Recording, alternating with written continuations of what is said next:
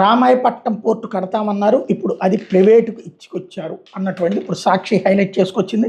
పరస్పర అంగీకారంతో రామాయపట్నం పోర్టు నిర్వహణ కోసం design, build, finance, operate, transfer విధానంలో నిర్వహించడానికి టెండర్లను ఆహ్వానించేందుకు రాష్ట్ర ప్రభుత్వం ఉత్తర్వులు ఇచ్చింది.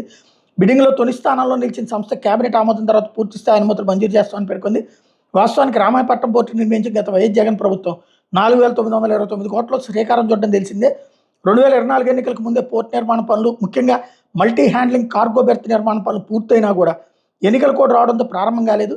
చంద్రబాబు అధికారం చేపట్టి 2 ఏళ్లు దాటినా గంపెసకు కూడా ఎత్తలేదు. ఇప్పుడు నిర్వహణ కోసం టెండర్లు పిలవడం మీద ఇదేనా స్పీడ్ ఆఫ్ డూయింగ్ బిజినెస్ అంటే అని వ్యాపార అధికార వర్గాల్లో చర్చ జరుగుతోంది.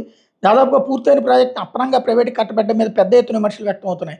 గత వైఎస్ఆర్సీ ప్రభుత్వం పెట్టుబడులు తెచ్చి ఫైనాన్షియల్ టైఅప్ పూర్తి చేసి ఎన్నో వ్యయ ప్రయాసాలకు వచ్చి 2024 ఎన్నికల నాటికి ప్రాజెక్టుకి దాదాపుగా పూర్తి చేసింది.